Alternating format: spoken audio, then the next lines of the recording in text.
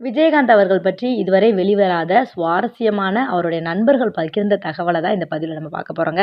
விஜயகாந்த் அப்படின்னு சொல்லும்போது, விஜயகாந்தோடைய அப்பா வந்து கவுன்சிலரா இருந்திருக்காருங்க. விஜயகாந்த் வந்து ஆல்ரெடி ஒரு ரைஸ் மில்லோட ஓனர். இருந்தாலும் அவங்க அப்பா கவுன்சிலர். ஸோ ஒரு பணக்கார ஒரு இடத்துல இருந்து தான் விஜயகாந்த் வந்திருக்காருங்க. அப்படி வந்திருந்தா கூட, விஜயகாந்த் வந்து ஏழை, பணக்காரன் இந்த வித்தியாசம் பார்க்கவே மாட்டாராம். ஜாதி பாகுபாடு பார்க்கவே மாட்டாராம். மத பாகுபாடு அத விட சுத்தமா பார்க்க மாட்டாராங்க. எந்த இடத்துக்கு போனாலும் தான் அந்த இடத்த மாரி மாறிருவாராம். பக்தி அதிகமா இருக்கக்கூடிய ஒரு மனுஷன். அது மட்டும் இல்லாம, தன்னுடைய இளமை காலத்துல நண்பர்களோட மதுரை வீதிகள்ல அவர் இருக்கும்போது, பைக்ல செம்ம ஸ்பீடா போவாராங்க. பைக்கோட ஸ்பீட் லிமிட் எவ்வளவோ அவ்வளோக்கும் போவாராங்க. இதெல்லாம் எதுக்காக பண்ணாருன்னு பார்த்தீங்கன்னா, தன்னோட அந்த காதலிய கவர்றதுக்காக தான் பைக்ல அங்கிட்டும், இங்கிட்டும் சர சரன்னு போய்க்கிட்டு இருப்பாராம்.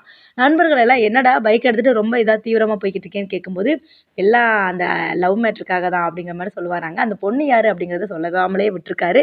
ஏன்னா அது ஒன் சைடு லவ்வாங்க. ஸோ அது கேப்டன் அவர்களுக்கு அப்பமே பார்த்தோம்ன்னு சொன்னோம்னா வந்து, அவருக்குன்னு ஒரு கோட்பாடுகள் வச்சு தான் இருந்திருக்காரு. அந்த பொண்ணு நம்மள லவ் பண்ணா தான் அந்த பொண்ணோட பேரையே வெளிய சொல்லணும். இல்லைன்னா அந்த பொண்ணோட பேர வெளிய சொல்லி டேமேஜ் பண்ணிறக்கூடாது அப்படிங்கிறதுக்காக, நண்பர்கள் எவ்வளவோ வற்புறுத்தி கேட்டும் அந்த பேர சொல்லாம அப்படியே மறைச்சுட்டாராங்க. கேப்டன் அவர்கள். அடுத்ததா பார்த்தோம்ன்னு சொன்னோம்னா, இப்போ வந்து விஜயகாந்த் அவர்கள் நண்பர்களோட வரும்போது, நடிகர் ஆனதுக்கப்புறம் கூட தன்னோட அந்த 15 நண்பர்கள எப்ப பார்த்தாலும் அவங்க கூட தான் இருப்பாராங்க. மதுரையோட மேலமாசி வீதியில இருக்கக்கூடிய ஒரு மாடியில தான் இந்த நண்பர்கள் எப்போதுமே ஒண்ணா கூடுவாங்களாம். ராவுத்தர், அதுக்கப்புறம் வந்து எக்ஸ் எம்எல்ஏ சுந்தரராஜன் இவங்க எல்லாருமே அந்த அந்த கூட்டத்தில ஒரு அடங்கம். ஸோ இந்த நண்பர் கூட்டத்தில பார்த்தோம்ன்னு சொன்னோம்னா, இருக்கிறவன், இல்லாதவன் இந்த மாரி எந்த பாகுபாடும் கிடையாதாம். விஜயகாந்த் அவர்கள் தான் மேக்ஸிமம் டீ, வடை இந்த மாரி எல்லாமே வாங்கி குடுப்பாராங்க பார்க்கும்போது.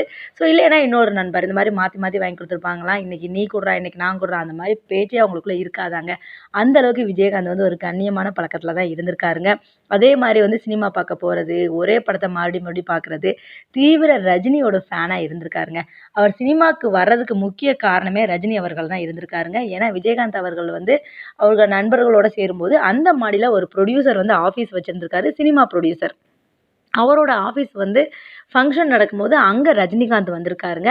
அந்த நேரத்தில அந்த ஆஃபீஸ்ல இருக்கக்கூடிய அந்த ஓனர் என்ன சொல்லியிருக்காருன்னா, "நீங்க எல்லாருமே இந்த மாரி ரஜினி சார் வராரு. எங்களுக்கு வந்து நீங்க வந்து அவருக்கு நீங்க தான் பாதுகாப்பு குடுக்கணும்." அப்படின்னு சொன்னதுனால, விஜயகாந்த் இவங்க எல்லாருமே அப்படியே ஒரு செம்மையா கெத்தா வந்து ரஜினி அவர்களுக்கு பாதுகாப்பு குடுத்துருக்காங்க. அந்த நேரத்தில விஜயகாந்த் அவர்கள் வந்து ரஜினி மாரியே ஹேர் ஸ்டைல் வைக்கிறது, கொஞ்சம் பாடி பில்டிங்கா இருக்கும்போது, ரஜினி சார் பார்த்துட்டு, பார்க்கறதுக்கு லைட்டா நீங்க என்ன மாரி தான் இருக்கீங்க." அப்படிங்கிற மாரி சொல்லிட்டாராங்க.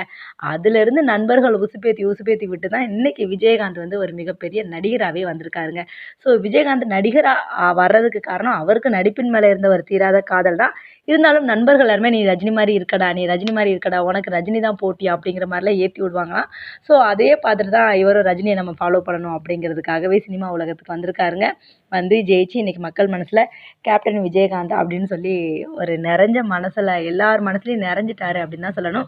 ஸோ விஜயகாந்த் அவர்கள் பற்றின இந்த சுவாரஸ்யமான விஷயங்கள் உங்களுக்கு ரொம்ப பிடிச்சிருந்தா இந்த வீடியோக்கு ஒரு லைக் குடுத்துட்டு, விஜயகாந்த் அவர்கள் பற்றின பல்வேறு தகவல்கள உடனுக்குடனே தெரிஞ்சுக்க நம்மளோட சேனல சப்ஸ்கிரைப் பண்ணி சைட்ல இருக்கிற பெல் பட்டன கிளிக் பண்ணிடுங்க.